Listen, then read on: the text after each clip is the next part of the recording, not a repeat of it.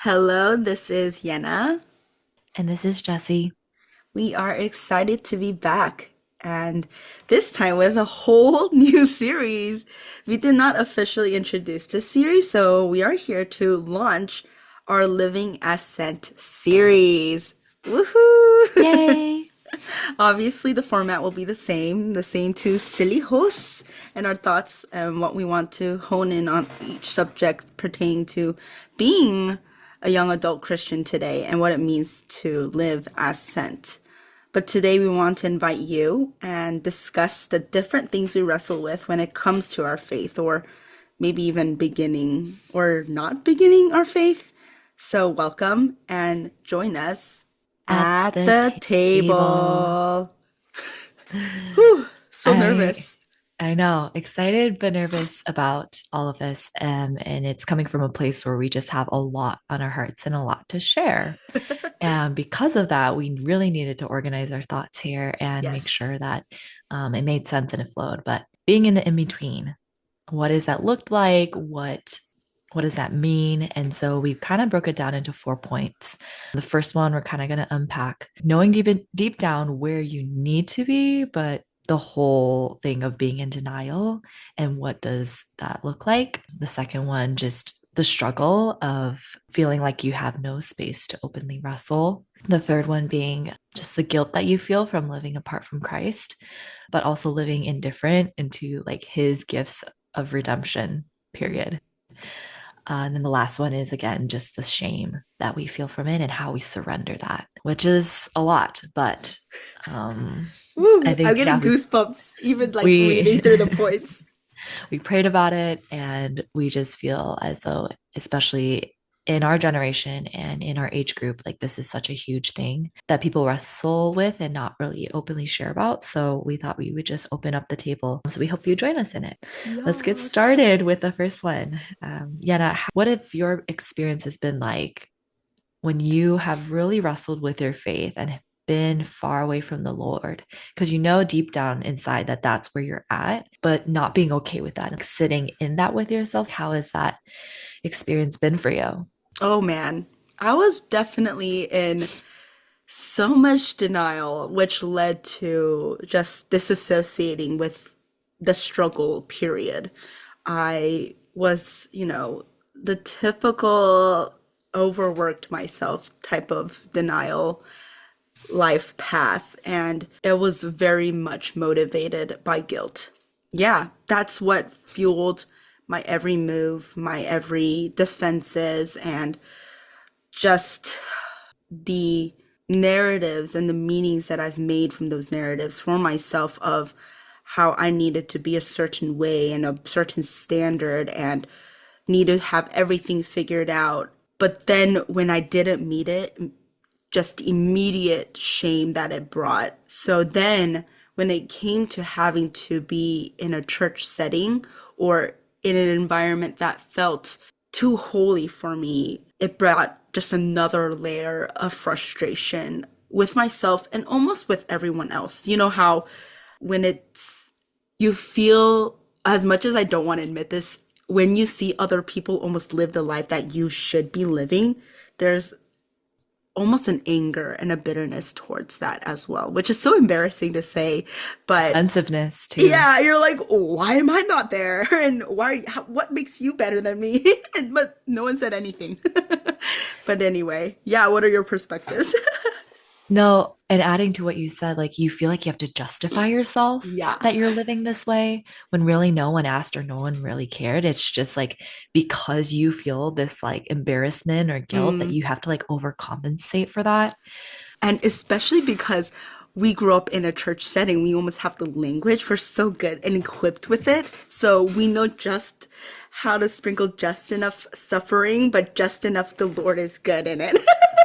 So whenever, and That's that's so real. that's the way we would defend ourselves, and that's definitely how I did it, where I would just be like, yeah, work is hard, post grad is hard, and different things are going on, but the Lord has provided me with a job and a car to go to the job with, and I just knew, oh my goodness, even thinking about it is so embarrassing how well equipped I was with that language.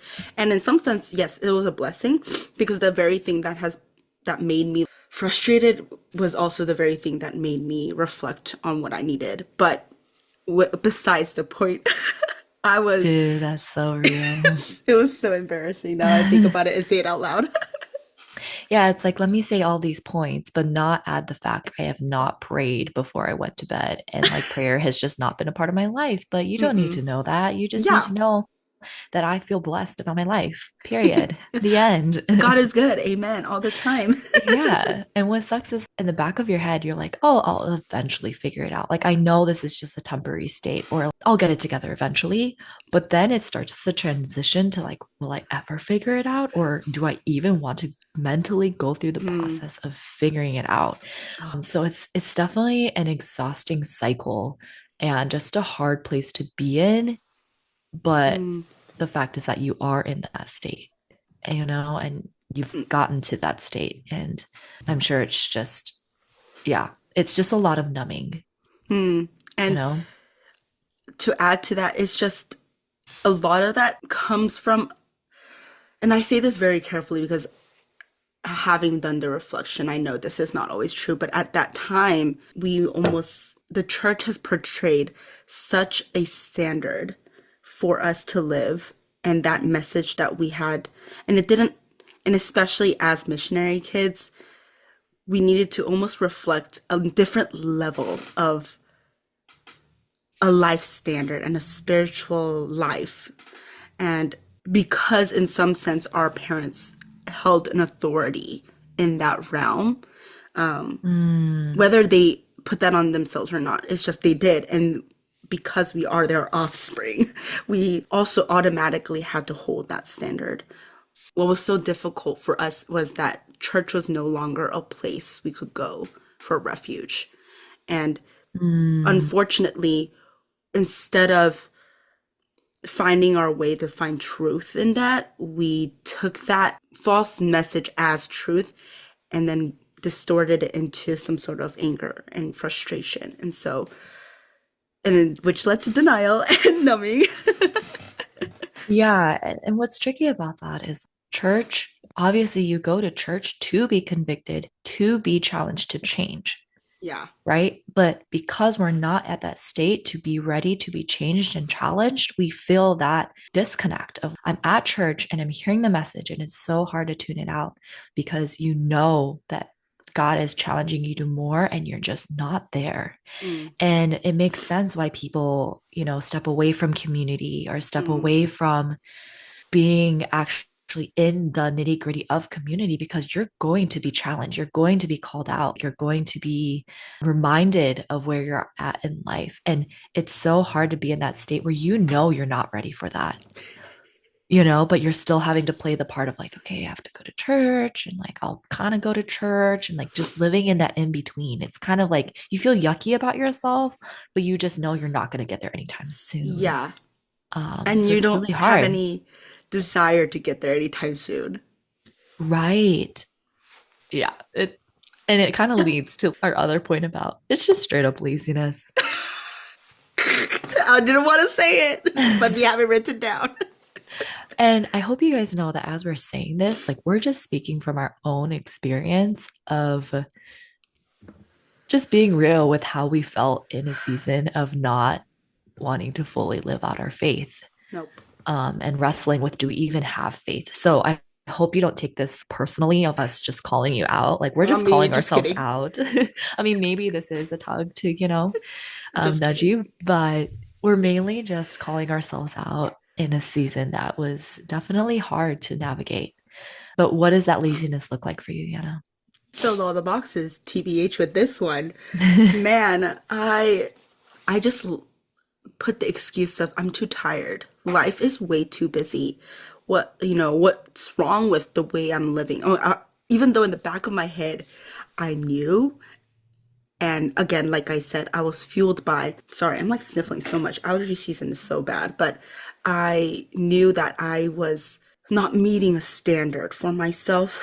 And so because of that, I almost said, you know what? Screw it. I'm going to take on this full identity of not living right. And it was just me not wanting to face the fact that I need to be better for myself. And not in a way that's Mm. harsh, but caring for myself and being in community, being in a place where I felt accountability. And I didn't want any of that. So it was really out of a defense of, what's wrong with the way I'm living? Why can't this is how all young adults live. That's how all young people are. And then of course that anger kicks in of why can't I just be how I am? And then it's like, but are you happy with the way you are? It is just this internal turmoil that no one has put on myself except myself. I mean, and I Mm. say that for myself. I'm not saying this because some people it is truly an external force of heaviness, and for that I am so sorry, but at least for myself this was an internal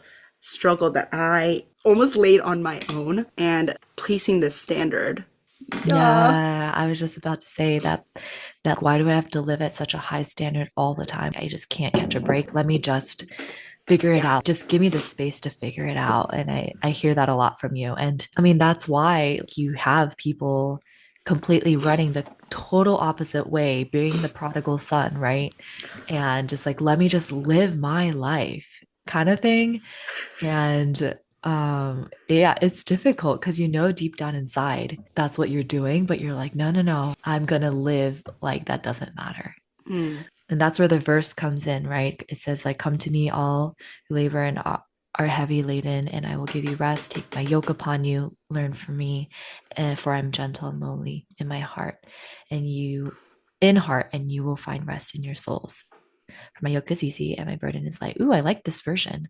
This Yeah, this is I don't think ESV. it's okay, yeah, because so used to the NIV, but it's Matthew Mm. 11:28 to 30. That is so Yes. cool. And yeah, that's just the verse that came to mind when we were thinking about this. Yeah, to elaborate more on that is a lot of times we forget the gentle nature of who the Lord is, Mm. and almost it's kind of my mom always says, I wonder if God up there, the most said phrase he says is, when did I say that? and and she meant like we're always talking about how like Jesus said this, Jesus said that, and I wonder if half of the things we claim that Jesus said is he would be up there saying, when did I ever say that? And I wonder if that has to do with some of the standards we've placed on ourselves. Yes, I'm not saying the Lord has Mm, no that's so standards real. for us. And I'm not saying the Lord is over here letting us sin and then come back, listen and come back. But when did he have a list of except this person in his criteria of who can come to him? And Mm. he didn't say, I'm going to take away the job that we need to carry out as believers. But then here he says, take my yoke upon you, learn from me, for I am gentle and lowly in heart, and you will find rest for your soul. For my yoke is easy and my burden is light. And Mm. it's like a verse that we hear like a million times in Sunday, but we've never considered each word that he was trying to convey to us. But anyway, Yeah. not to get all biblical here, but But like to your point, all that we've just mentioned, it's because we did not find rest with our souls. yeah. And that's who Jesus is and what he offers. And yet when you live in that denial, you just forget that, right? That Mm, he is a place where you can find rest, even if your circumstances or where your heart is at isn't where you think it should be. That's definitely a good point. And it kind of leads into our second, and we have yeah. already mentioned it, but just feeling like there's no space to wrestle. And that's something that we'll definitely elaborate more on in future episodes to come, whether that's with church or with your family and your upbringing. Yeah, what did it look like when you felt like you didn't have any space to wrestle, Yana? I felt very isolated. Mm. The fact that I was already wrestling with whatever I was wrestling with was so embarrassing, and I was so ashamed.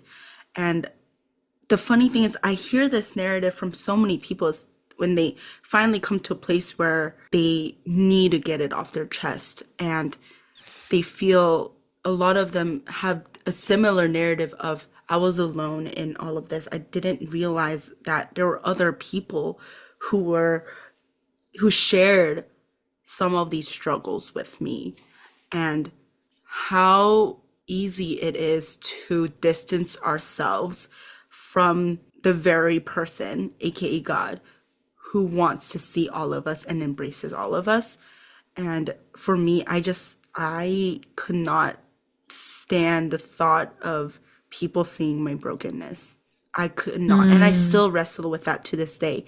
When vulnerability, I hate it so much. It makes me crawl and I sweat and I die a little inside every time I have to be real with someone. And it's not even a deep thing. It's even little things like, oh, I didn't have enough, for my groceries today. And even things like that, I would have felt so embarrassed to say that I couldn't, when post grad, when I couldn't afford certain groceries at certain times because I wasn't good with my time management or my money management. And so I'm like, oh, I just don't have anything to get together, so I can't even share this. So I would just say I'm fine. There's so much more. I think the more you share it, the more it reminds me that we both are such guilt and shame driven people. Because I think about another person trying to answer like, some of these prompts and topics. I get so confused by people that can be so confident in just being in that state I don't understand. without feeling much guilt. You can just tell in the way that he or she says, "Yeah, I'm not really into church right now, and that's okay." Or, oh, I'm open to Christianity, but it's not like I'm fully pursuing it, but I think that's just where I am. And I'm like, dang, I wish I can just straight up say that and how easy my life would be not Yes. having to feel so much embarrassment saying that. Mm, Um, I yeah, forget. sorry, that was an off topic. No, I forget those people exist. Kudos to I them. know. Yeah, it's also whenever I think about this, like my people pleasingness really shines because my first instinct is like, what will my parents and my friends around me think if I'm not living the way that they think I should? Mm, Or will I still be loved and accepted even though I'm not aligning to their values? And mm, it's always about, man, how are people going to view me if I was living this way and they found out? Or so it's so people driven and people's image of me that mm. drives me. And that also says a lot about me and what I struggle with. It makes it harder to openly wrestle and to feel like I have space for that. Although Yeah. this may not be my experience, also because I never shared, but I wonder if, or my heart goes out also to the people who did share and was met with so much judgment. Yeah. I, that's literally my worst case scenario coming into fruition. So, first of all, the fact that you did that, I commend you. Oh my days. I'm already sweating. I'm not even in this scenario. Well, I was going to say the reason why you develop this image conscious or guilt, shame, whatever internal narrative is because unfortunately, growing up, we've seen people Mm, criticize or talk very judgmentally about someone else that's fallen away from yeah. faith.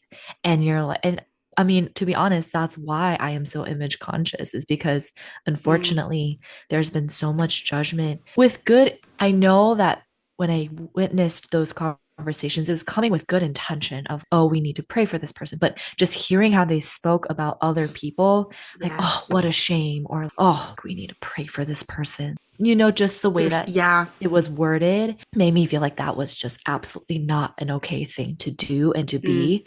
Anyway, we could probably go on forever about that, but it kind of connects to our third point of the guilt of living apart from Christ, but then knowing that, yeah, we're just living indifferent to his gift of why he came on this earth, why he died for us on the cross. And just, it, but you're not I don't feel connected to that. And it's a whole question of like, what does it mean to even be a Christian? And Yana, would you even call yourself a Christian in those seasons of your life? wow, I think this is the first time I'm admitting this outside of just Jesse and I, but I would have to say no because what the definition of Christian is to be a Christ follower. Okay. Dang. And pause, doesn't edit the pause out. It's like 15 seconds long. But Christian, because to live as a Christ follower, it means I'm accepting the gift of his redemption and his love for me. Dang, I'm walking away. Period. But so yeah, which was so it's more embarrassing because at 11 I was baptized at 11, which means you're giving your life to Christ, and here I am literally starting at 12. Yena Kim said I can't wait. I lived like I was the most lost child you'll ever see, and I've carried that identity into my life. And yep, as Jessie was saying, I am so guilt and shame based. At I am still unlearning and undoing all of that, and I probably will for the rest of my life. But yeah, Dang. save me, Jessie. I didn't realize, like I even wrote it down here, like, well, like would I still call myself a Christian? And I just like wrote that kind of like putting it out there, but never realizing that, man, I like grew up in a Christian household. I've been a Christian since an early age, and there was a time in my life where I was not a Christian. Is something very hard to admit, but is really true. And I think I hope that you guys find comfort in that. Yes, you could grow up in a Christian household. You can, you know, commit your life to Jesus, but still have these seasons where you weren't living by that. And that those seasons are okay. There is a reason for that, Mm, right? And to never feel embarrassed or ashamed that you were in that season. And if you still are, that is okay too. Just that, yeah, you would feel seen in the season that you might be in. Because, yeah, our last point is surrendering shame. straight to And this last point. yikes. Because right now, as we're confessing that we have had seasons where we weren't a Christian, it brings about an inkling of shame, but just really trying to, as we speak, surrender that, even right now, lifetime. It's being like, you know what, God, you met me in that and you see me in that, and you still love me, Mm, no matter what my circumstances were back then. And even if it is the case now, you still love me. And may I just be in that and mm, not have the guilt and shame overtake my life to make me far walk further and further away from you. amen. Wow, that's crazy. That's hard. Yeah. I to this day, I know as people who grew up, doing Bible study, going to church, John 3:16 is something we all have to memorize, but I think it takes a lifetime for us to digest that, and therefore we need to memorize it. Because to Mm, this day, the fact that the king of the universe decided to come down and say, I want to die for you because I love you is wild to me. And I have to remember that even in little moments where if I were to mess up, I can still go back to the Lord and say, oh my goodness, God, I did it again. I messed up. And of course, with time, as you continue to draw closer to the Lord, the gaps between your sin habits and the habits that are rebuilding in you to be more like Christ will shorten. But in the meantime, really surrendering your shame, because our shame, what it does is put us further and further away from not just God, but people who love us and want to be with us and get to know us and see us. And because it was not until I said, look at my sin and my shame in front of Jessie until our friendship blossomed to the way it is right now.